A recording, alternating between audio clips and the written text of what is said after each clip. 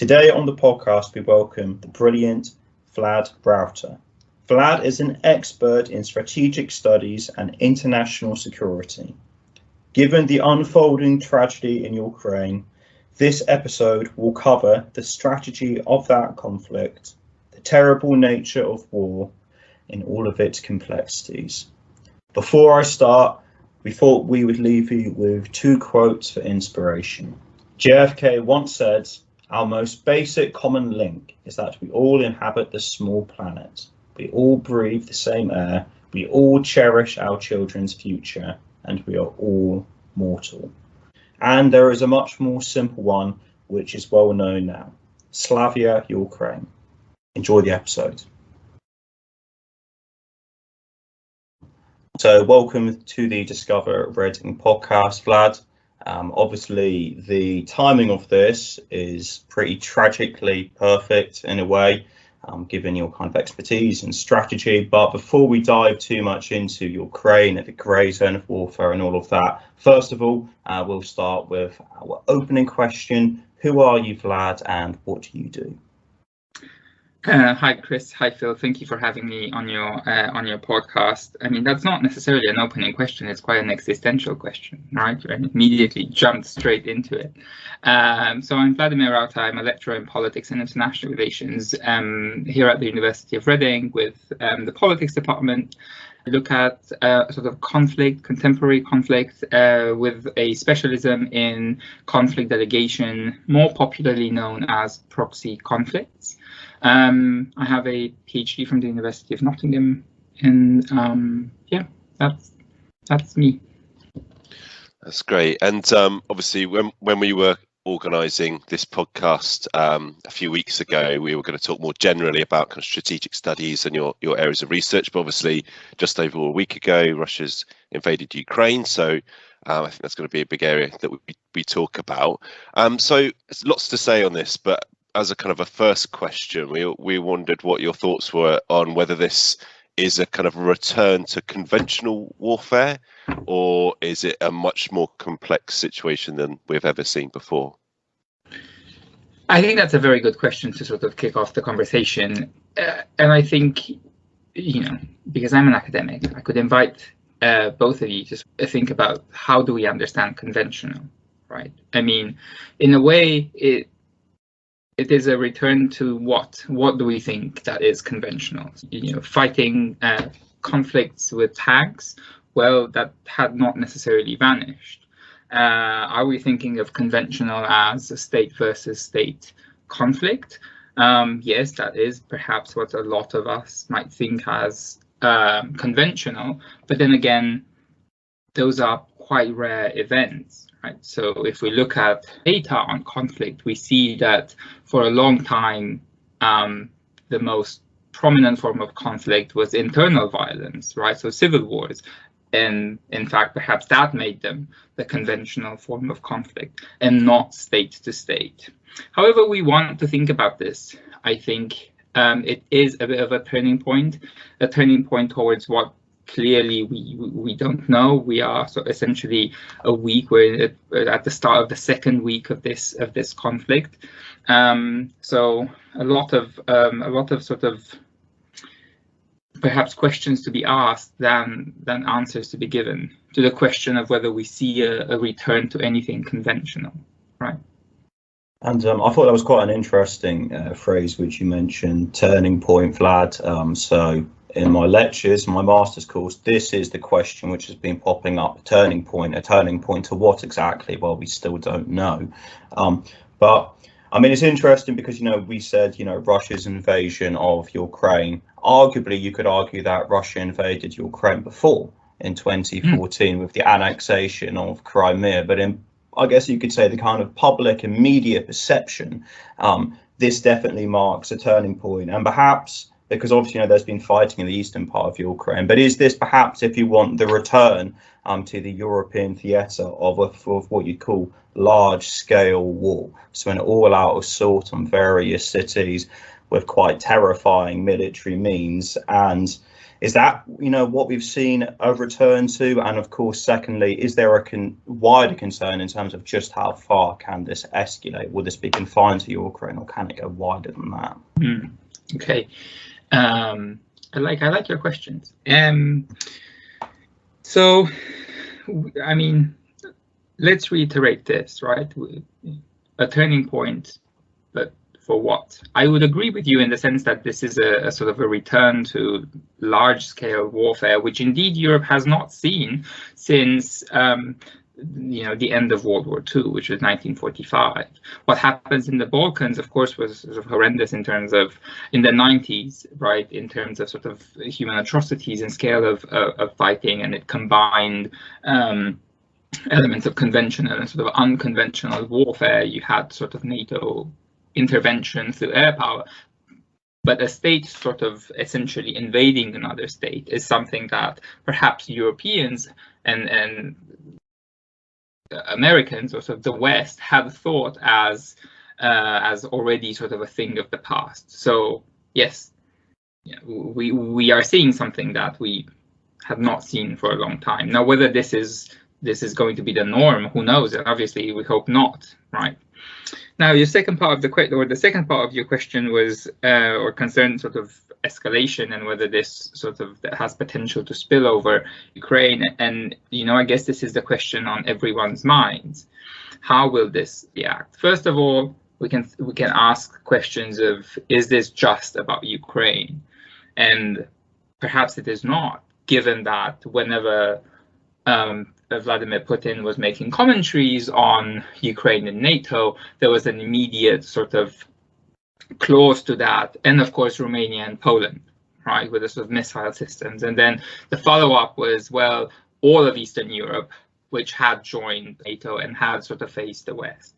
So if one tries to unpack this, or make sense of the strategic logic, if there's any to it, perhaps one can infer pessimistically the possibility of escalation, right? And that's just in terms of aims, right? So, and then escalation can sort of happen through the various conduct of the war, right? I mean, all of a sudden we see roughly 20-something countries, members of the EU or members of NATO, that are providing,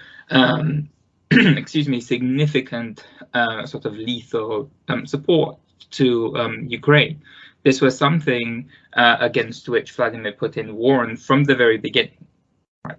So it stands to reason that all of this sort of support, all of this ammunition will be used in defensive capability, and as such, it will sort of engage Russian forces. If that is perceived by Russia as an attack by European countries, then, how do we know that they might not respond in kind, right? So escalation is indeed a sort of, again, a pessimistic possibility.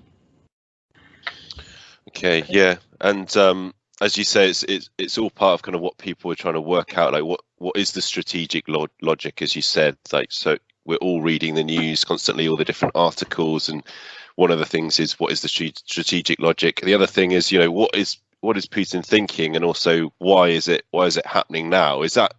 Are those kind of thoughts like helpful, or is it better just to go with what's the strategic logic rather than trying to get into the head of Putin? Has he lost it, etc.? Is he ill? But I don't think that the two questions are divorced from one another. In fact, when we're trying to ascertain something about the strategic logic, we actually think about who is taking these decisions in pursuit of whatever logic this might be, if there's any to it, right? So of course it's natural to question what are the aims of the president, what are the aims of sort of the cabinet, how they are thinking about this, where do they go? On the one hand, Vladimir Putin was one of the most open sort of politicians in terms of saying what they want for Russia. He was clear in thinking that the dismemberment of the Soviet Union was a geopolitical tragedy. His aim was to push back at all of the humiliation that Russia endured in the 90s, and to essentially push back on the notion of American-led international liberal order, right, which was essentially imposed on Russia, right? So, and in that context, he was very clear about what the aims were, right? But I think that the thing that is worth discussing from your question, Phil, was this question of perhaps context and why now, right? And of course, we don't know, right? I mean, who knows exactly, right? You're talking of an individual that supposedly isolated himself for the last 2 years during the pandemic, and you get all of these speculations and sort of insights into he's no longer rational and he's no longer like this, and he is poorly or something like that. Now, if you ask sort of the leaders of sort of Eastern European countries, they always said this. They always said, look, do not buy into this. This is exactly what he wants to do. But the West was always trying to push back, saying, no, it's economic globalization and trade, and we're all sort of part of this, and energy implications. And but if you wanted to listen to Finland or Sweden, and then also the Baltic states and Poland, they always tried to sort of chip at this image of a rational actor, right? And just a bit on the strategic context, I think that this is very interesting, because I think he looks at the whole sort of international system, right? So we are at a point in which America is clearly somehow doubting its ability to, and its willingness to lead, to still sort of do it, somehow to still celebrate the end of the Cold War 30 years after, and to sort of shoulder the burdens of the stability, or maintaining the stability of the international liberal order. You saw the Trump administration, and that has a sort of a symptom as a reaction to that at the same time. You saw America trying to sort of turn inwards and address its huge problems. So perhaps, and again, the failure in Afghanistan, right, which was in a way a sort of a desperate pullout out of a conflict which clearly the US no longer wanted to be involved in. So I think perhaps part of the assessment on the Russian side, that the strategic calculation here is that America is in decline, the West is somehow lost in its pursuit of what Russia thinks, as frivolous issues, and lacking the resolve to deal with problems. So I think it's a question of saying the right timing for this. Sorry, that was a bit of a long answer. No. That was brilliant. There were several interesting, I think, things in which. Well, then I can carry on. You said in there. But yeah, I think what you said in terms of not divorcing, if you want, the strategy from the man himself, that is quite intriguing. And actually, you are right in terms of saying, actually, if you look at Putin's words over the last 10, 20 years, they are actually quite consistent to what he said now. For example, I did notice, and I can't remember when exactly this dates back to, but he did give quite a chilling warning in terms of what would happen if, for example, he felt that NATO became too close and it began to kind of include countries such as Ukraine and Belarus. I noticed that. I can't remember when that dated back to exactly, but he certainly did say it in the past. And in terms of Cole's strategic logic, it's an interesting one, because one of his justifications I noticed for any incursion in Ukraine was that he didn't want NATO to come up to Russia's borders. But if he does indeed occupy over Ukraine, then he is right on NATO's borders, which is a illogicality in itself. And I do wonder if, one, we see the great weakness, but the great danger in a regime like Putin's, because he is that sole man, he is that sole autocrat. It's not like there was a weird kind of security council I noticed where he went and dressed down. I think it was his foreign security services.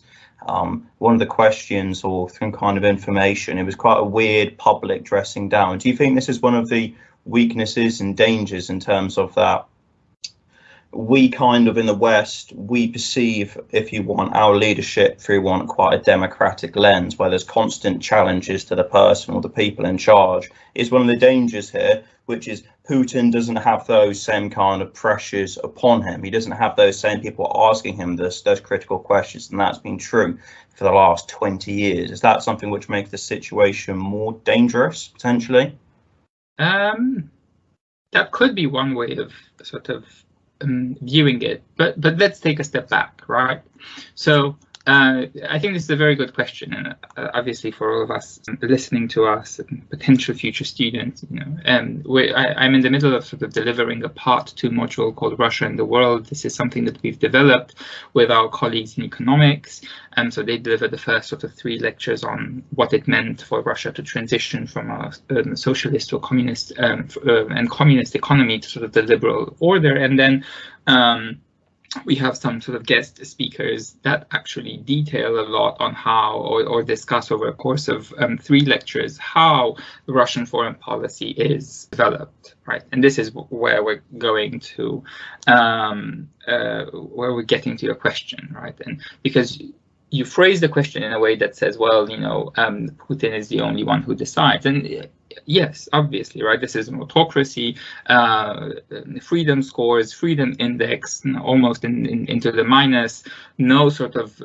accountability mechanisms like in any democracy where, people vote you out, right? That's essentially not going to happen. But that doesn't necessarily mean that the entire sort of conduct of foreign policy doesn't involve other actors, right? So there are sort of formal and informal actors involved in the process, and these exert some sort of push and pull onto this, right? And this applies in most circumstances. And you see some areas of foreign policy delegated to, for example, Lavrov, the sort of the foreign ministry, and then you see some going to the general chief of staff in terms of thinking about strategies of warfare and all of that. So yes, autocracy, lacking the mechanisms for accountability that we might have, but still there are some sort of accountability, right? So the system supports itself because it provides to the different pieces forming the system, right?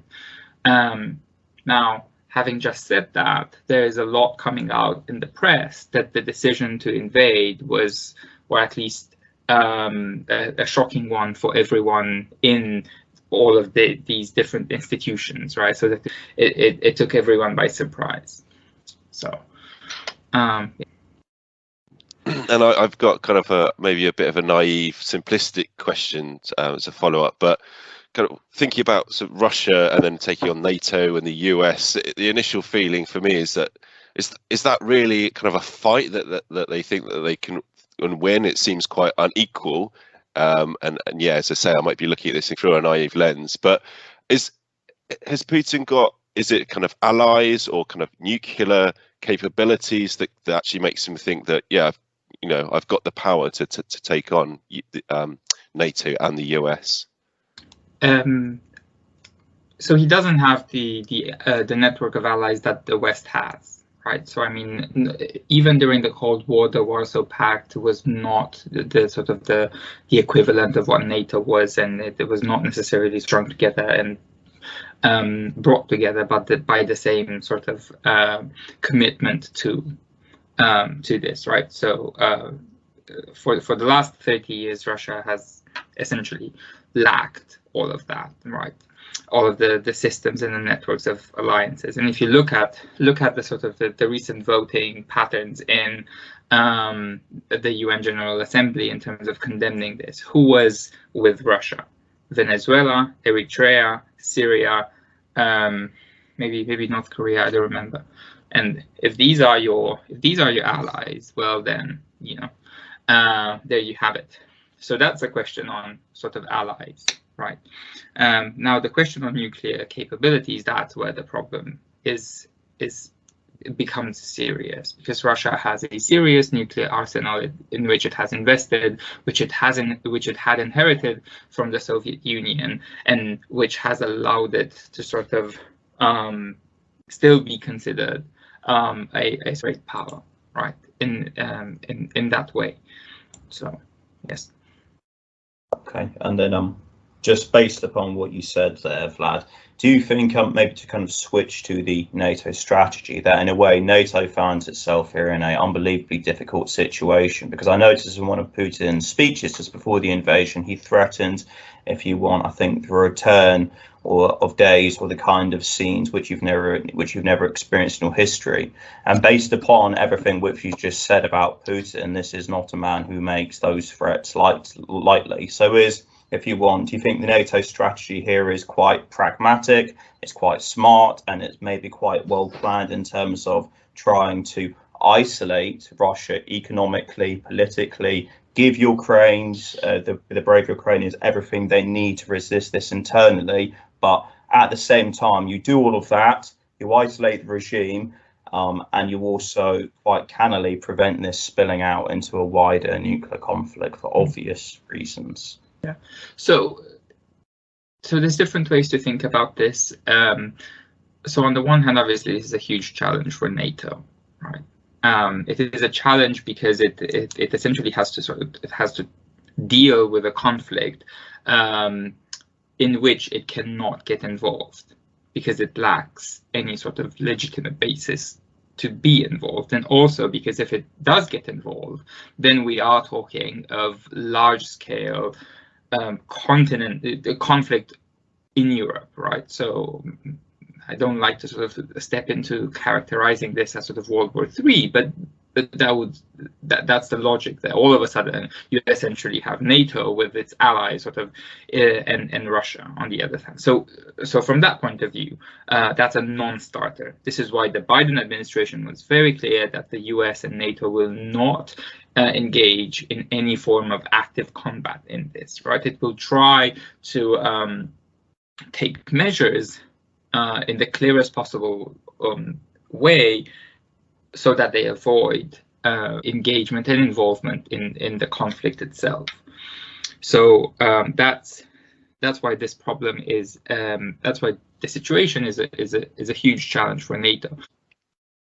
And then one other thing, thinking about kind of allies and things, just before the call, me and Chris were talking about where does China stand in all this, and would that make a huge difference depending on what stance they take towards what Russia are doing? So I don't know what your thoughts are on that as well.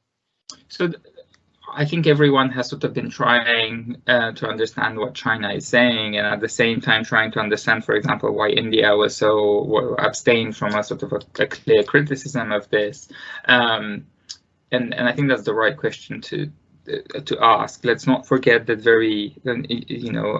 before the start of this, Vladimir Putin went to China and they issued a communique where they sort of formed they took a very clear sort of position that opposed American leadership as something already of the past, drawing areas in which they would cooperate. Now, for China, an alliance with Russia is it's like walking a sort of a very tight rope here, because obviously there are areas in which they find a lot of common ground, but there are also important areas in which they differ, right? Think about that both of them want to somehow decide the direction in which Asia or Central Asia is going in many ways, that just being one of them. But China is essentially looking at how the West reacts and the US reacts, because it wants to understand how perhaps it might react should it invade Taiwan, right? Which is its own sort of territorial problem there, right? So I think for them it is clear sort of insight into how potentially their own strategic scenario might play out or might be perceived. Yeah. Okay. Yeah. That's an interesting one, because I think that's one thing which I'd say I've noticed from the way China obviously approaches its foreign policy. It has an ability to, if you want, wait and see, analyse them, base their moves depending upon what was made previously.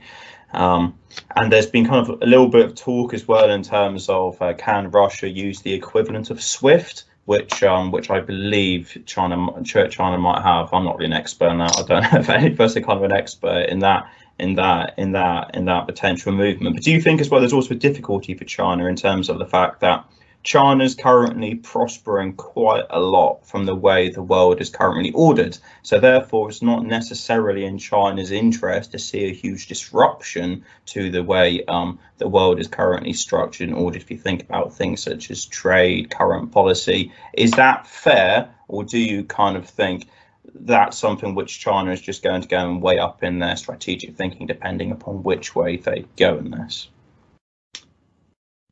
I mean, that's a very difficult question to answer, right? I mean, we can obviously speculate about it, but I think it's just worth sort of mentioning that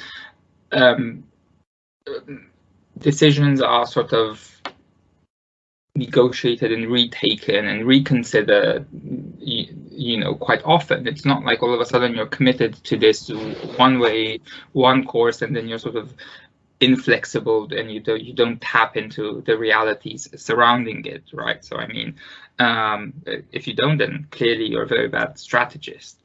So from that point of view, I think China has been quite adept at cherry picking what worked for it in the international system, and then of course turning a blind eye to what it didn't really want to, or what it didn't like about the international system. But I think there is something that's worth saying. I mean, in my sort of reading of the international system and sort of how Russia and sort of China and the US position themselves, I think there's a very, very big difference. I think Russia historically has wanted to be part of the international system in a way that it wanted to be a great power, to be a decision maker, to have a say, to be at the deciding table, right? Whether globally or, and especially sort of regionally, in a way that I don't think China ever wanted to, historically. Like, I think it just saw this whole sort of notion as an aberration, and in which it had to play because of how essentially poor it was for decades, right? So I think what the two wanted and how they see their belonging to this, to the current structure of the international system, is radically different. So. Okay. Yeah. And then, I realise we've gone a little bit off piece, but that's good. I think it's an interesting discussion.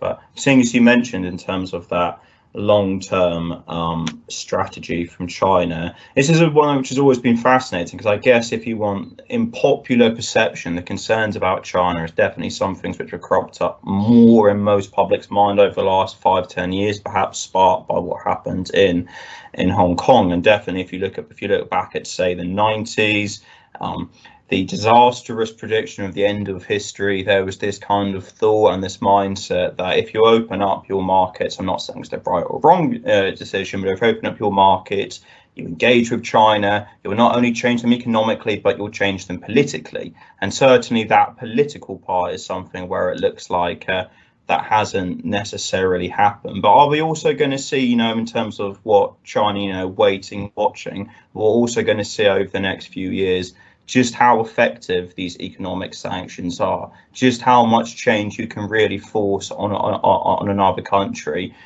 for, if you want, economic and kind of, if you want, limited military strategic means, like kind of funneling arms into a nation such as Ukraine, given their dire and tragic position. Do you think China's waiting to analyse, to wait and see, okay, let's see how effective that is and how much that works, and then if it's very effective, that might put them off a situation such as Taiwan, but if that proves to be tragically not enough, that might, if you want, give China confidence in their dream of unification, or Xi Jinping confidence in his dream of unification, at least. So basically, there's a currently strategy which is mainly economic in terms of trying to deter Putin of Russia and Ukraine. If that fails, Will that mean that in the case of Taiwan, it will show that, for example, it's not enough just to have an economic deterrent? You need a stronger military deterrent alongside it.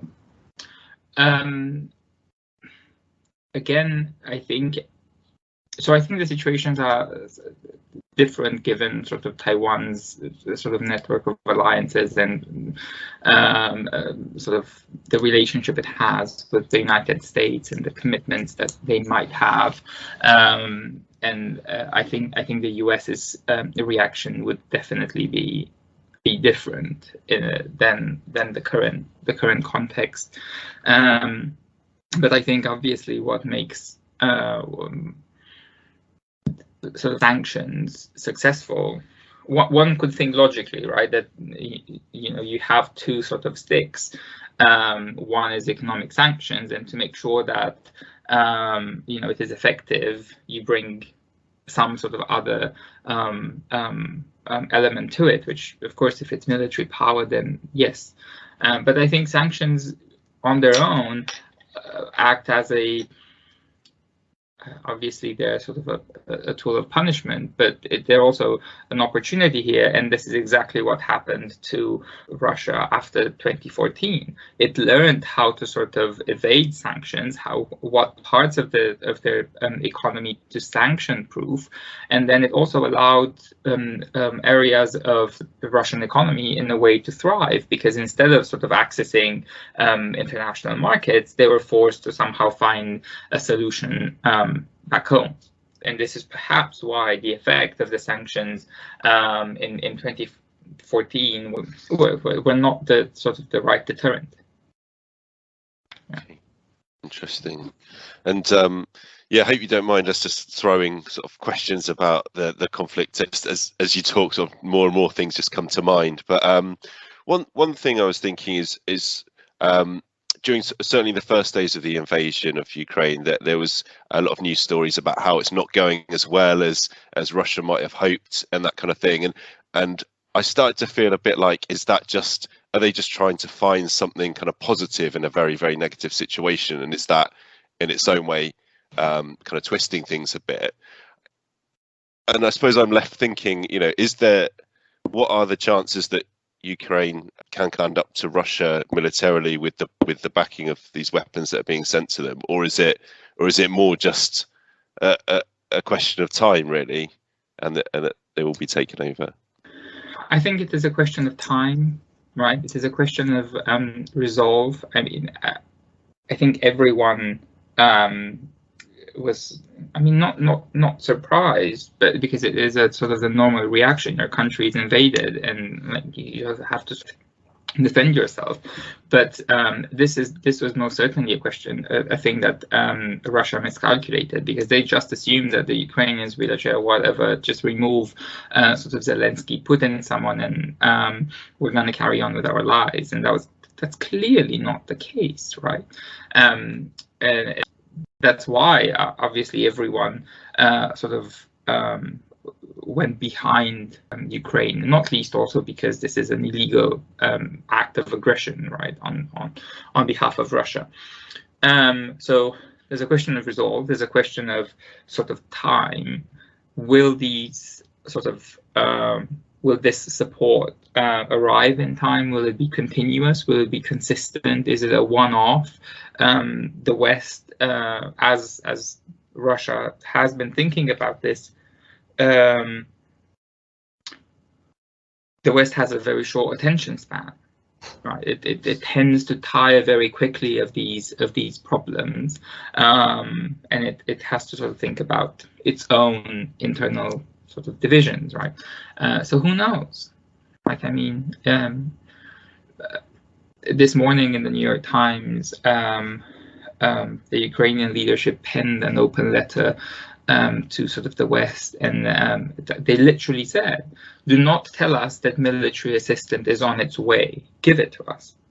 Right? So they're running out of supplies and out of sort of military kit, and there's no denying that in spite of the surprisingly poor performance of the Russians on the battlefield, they are a military power. right? That can definitely that definitely outmatches, right? At least on paper, Ukraine. Okay, and just to shift gears slightly, how has the means and conduct of war changed during the first part of the 21st century?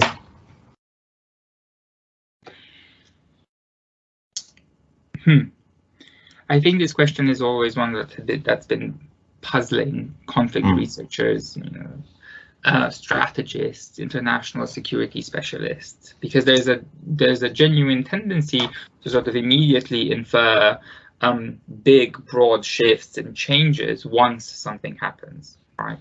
So when in fact it's just that's not the case, right? So one thing that we are quite careful to tell our students in over the course of the many strategic studies modules that we offer is that we should think of sort of war as changing in character but not in nature, and that we should sort of take a step back and try to sort of look beyond the headline, right? I mean, we can identify trends and fashions and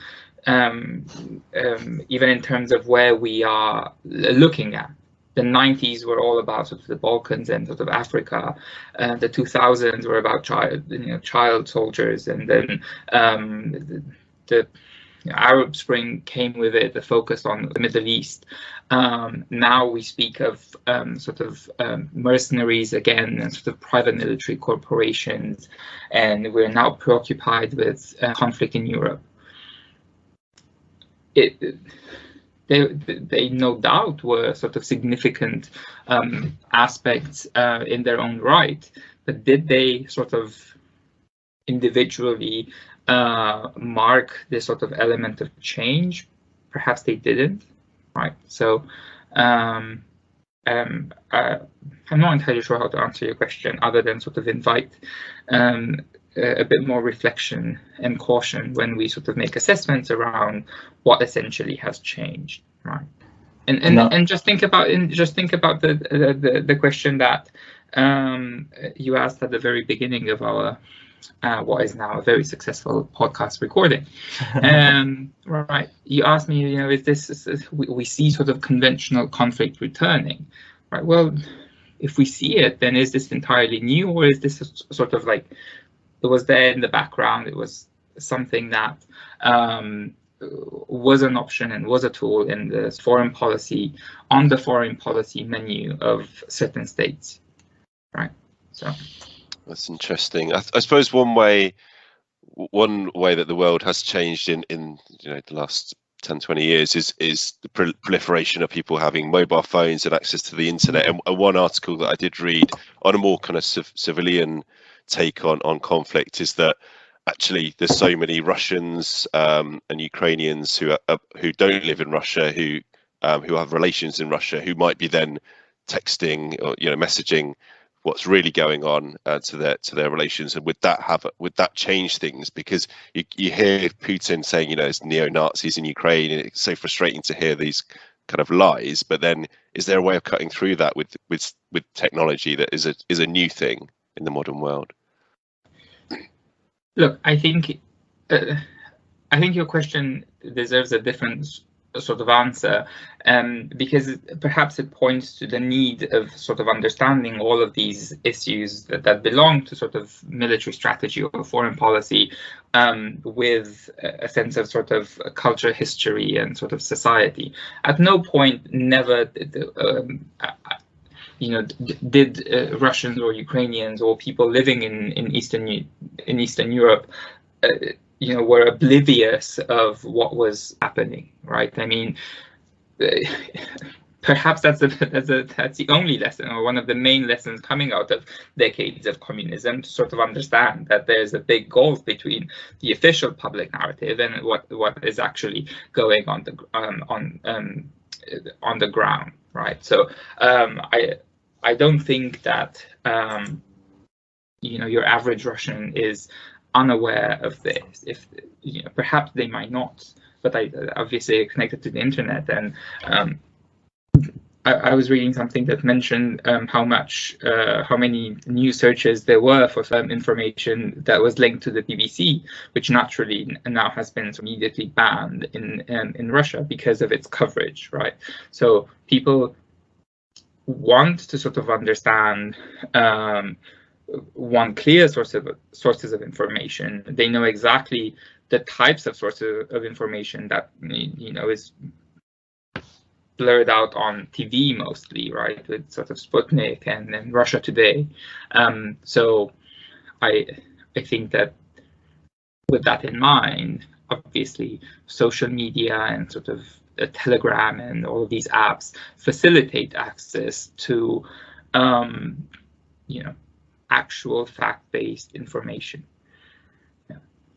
Okay, fascinating. And yeah, I thought it was quite interesting what you said earlier on. That's something, which is in terms of the continuation of war, Clausewitz, friction in warfare, but the nature of war is unchanging. Yeah, I think that's something which you definitely do see play out. Is just to kind of go back towards what you said before in terms of if you want the Russian people searching for alternative news accounts, is that because in the West, there might be this popular perception of, oh, look, there is Russian state putting out all of this propaganda, but actually in countries such as Russia, the public might be much more skeptical, and they might have over the years have developed an awareness to kind of treat what is popularly said by things such as by Russia Today with a grain of salt, because after all, that's something which we saw. I was speaking to my Russian mate during, if you want, the Cold War as well. He said he grew up in the 80s and went to the 90s, that you kind of learned not to always believe what was said on TV, basically. So I can't quite comment on the question, the context of sort of Russian people. I'm not Russian, right? But I'm Romanian and come from a country that experienced communism and was sort of under the thumb of Moscow for decades. And I can definitely speak from sort of my own cultural background that everyone understood and knew the difference between sort of the public or the political narrative and the reality on the ground, right? So I think there's no denying that there are segments of the population which, for various different reasons, buy into these things, right? Whether because of sort of lack of education, or because of the fact that it taps into some sort of personal grievance, whether because it is easier to sort of blame someone for failure of the state. But I think that's not a thing that's unique to sort of Eastern Europe or Russia. We can think of the US, where you had millions of people essentially listening to blatant lies on TV, right, with Fox News, and voting for an incompetent person in the most important office in the US, right? So that's interesting, definitely. And one area you also wanted to ask you about was the idea of political warfare and what's often referred to as the grey zone. So General McMaster recently commented that the US is struggling to determine how to conduct political warfare and to engage with this grey zone. Could you tell us a bit more about what the grey zone is and what are some real world examples of this? No, I'm joking. Right, so the grey zone is one of the many different terms to refer to activity that falls short of conflict, right?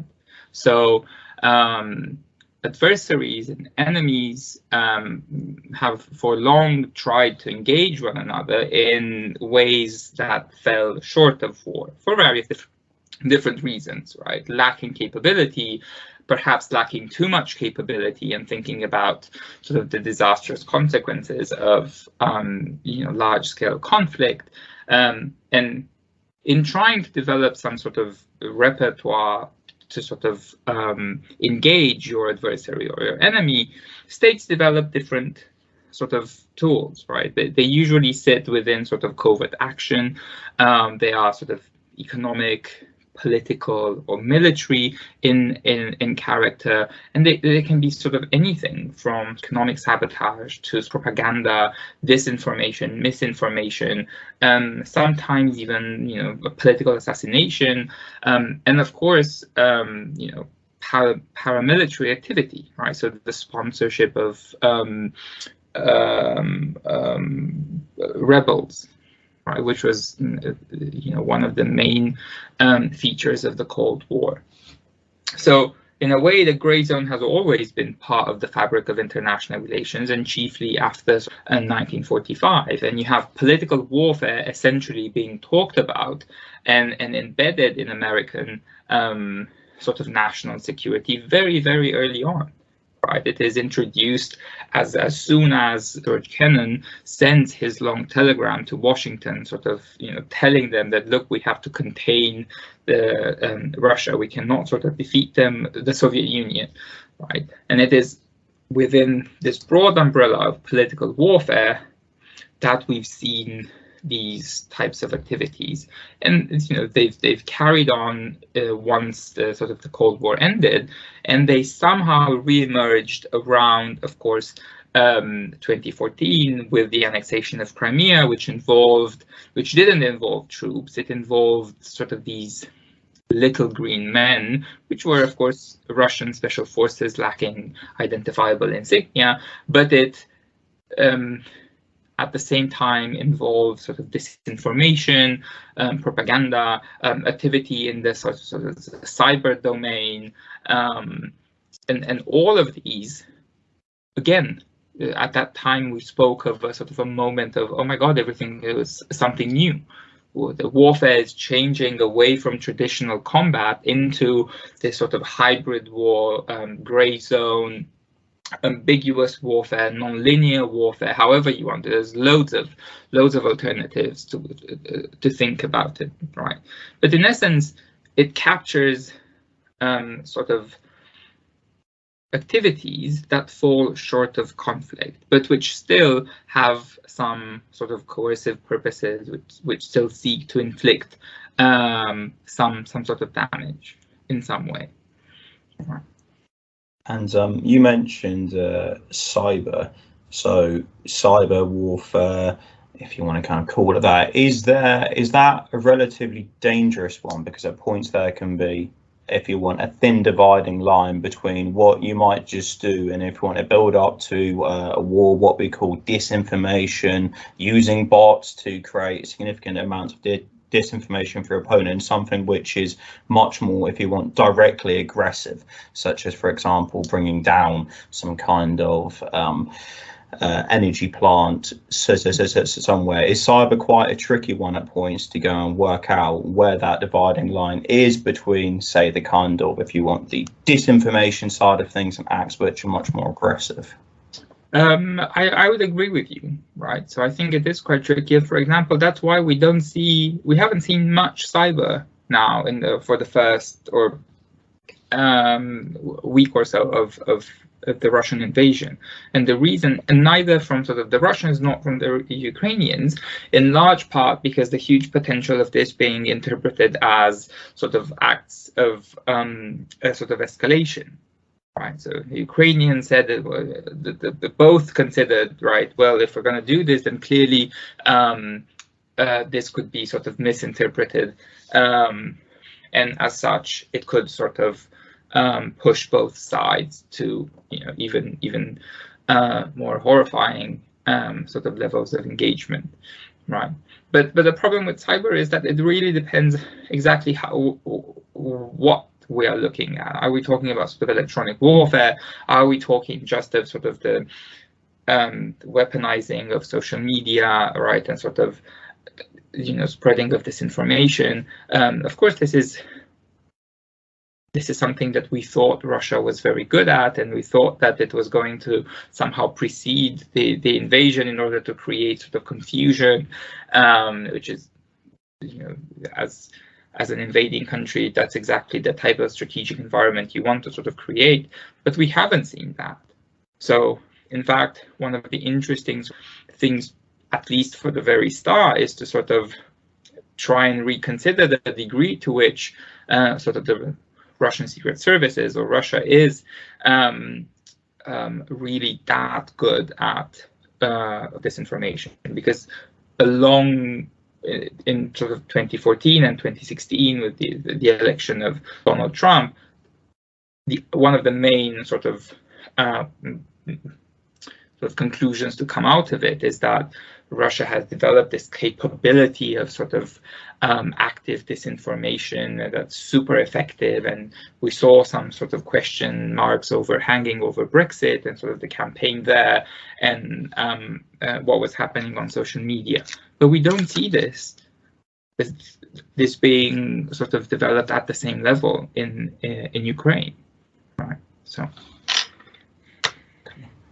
And I think we've come probably to the end of our hour. We've covered a whole range of topics, but maybe just to end, not bad at all. But maybe just to kind of end on one final note. When we look back upon the previous 10, 20 years, what is the one lesson for policymakers which you think, Vlad, should be more widely discussed and yet is currently not from our strategic studies? A bit of a difficult question to end on potentially. Not to try and draw lessons.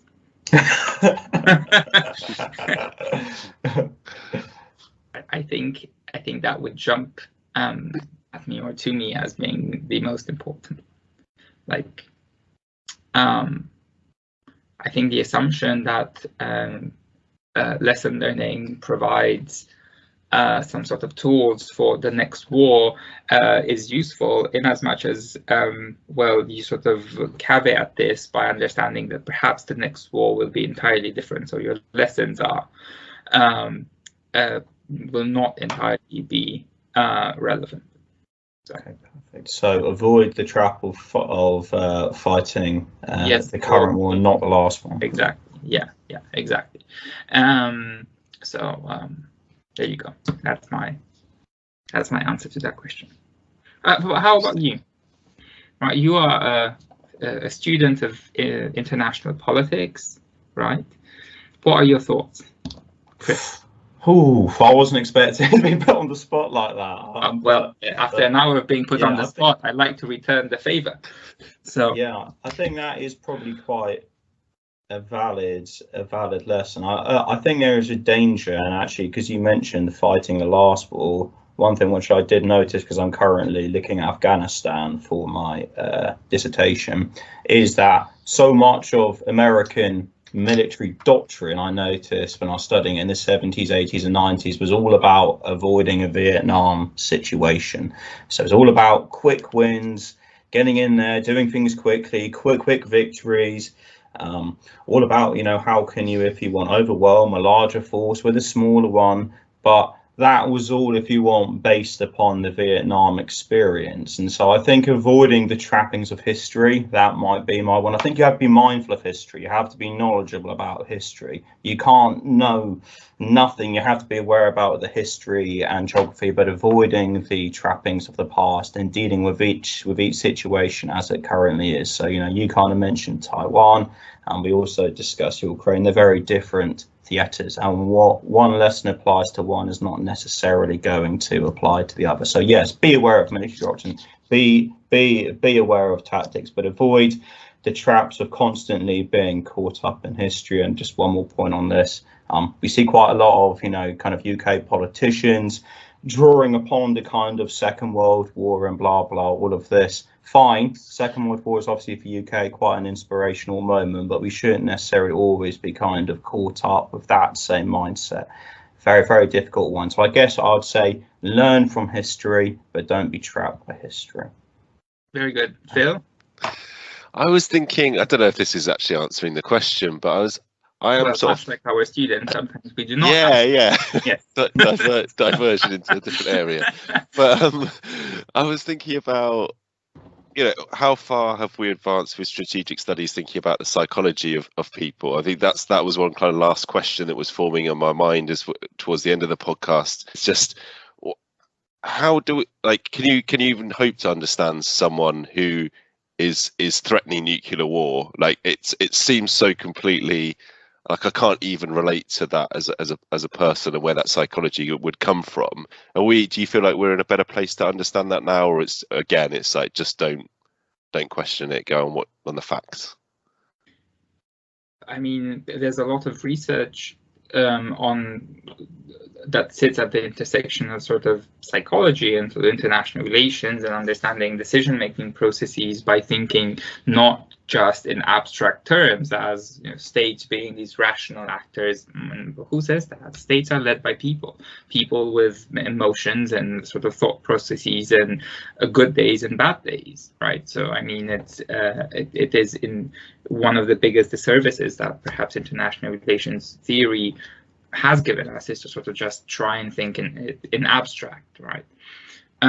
So one would assume that such factors are really important in understanding and negotiating with allies, adversaries, enemies, and clearly that, I think, is a factor. You read all of these memoirs from recent members of the Bush administration or the Obama administration or the Trump administrations, and they all seem to converge onto the importance of empathy, strategic or otherwise, or understanding behavior and understanding the historical past of someone or where they're coming from, right? So I think it's hugely important, and I guess we can see hints at that in terms of some of the measures, immediately activating a de-escalation, de-conflicting line between the US and Russia, which was sort of established, I think, last night for us, or in the last 24 hours.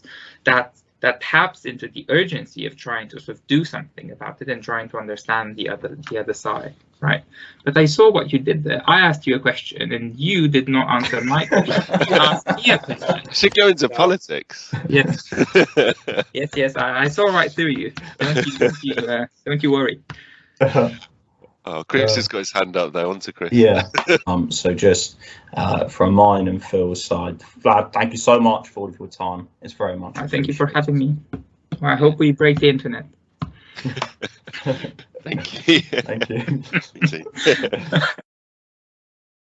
What an episode. I think Chris would definitely agree with me that we could have spoken to Vlad all day about obviously the Russian invasion of Ukraine and also strategic studies in general. So this topic is at the forefront of everyone's minds at the moment.